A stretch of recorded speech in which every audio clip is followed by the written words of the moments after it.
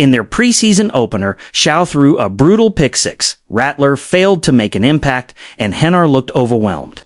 On social media, Saints fans were furious, posting things like Shaw garbage, Rattler worse we could have had, Shedeur Sanders. Every highlight of Sanders in Cleveland became salt in the wound, a reminder of the player they could have had. And now, just months later, fate is dangling him in front of them again. The irony is that Sanders has done everything right since entering the league. In his very first preseason appearance, he lit up the Panthers' defense, going 14 of 23 for 138 yards and 2 touchdowns. He didn't just look competent, he looked like he belonged. His footwork was sharp, his decision-making clean, his timing precise. The poise he showed under pressure was rare for a rookie, especially one thrust into limited reps in a crowded depth chart. Fans noticed. Analysts noticed the NFL Network's viewership spiked to near-record levels.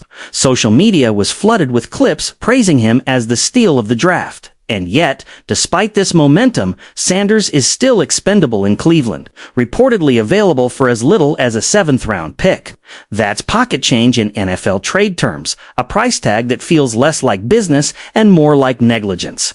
For New Orleans, it's a second chance at fixing what fans already consider the blunder of the decade. The situation is almost Shakespearean in its drama.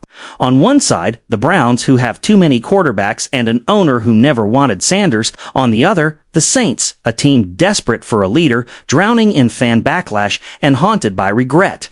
And in the middle is Sanders himself, a young quarterback who has shown flashes of brilliance but finds himself treated like an outsider by the very franchise that drafted him. It's the perfect storm for a trade, too. Happen now, during the preseason window, when teams are finalizing their rosters. Cleveland wants to clear out the logjam before it becomes a distraction. New Orleans needs a lifeline before Week 1 turns into a nightmare. Insiders believe this isn't a 2026 possibility, it's a right-now move. All it would take is one phone call, one agreement on compensation, and Sanders could be on a flight to New Orleans by the weekend. If it happens,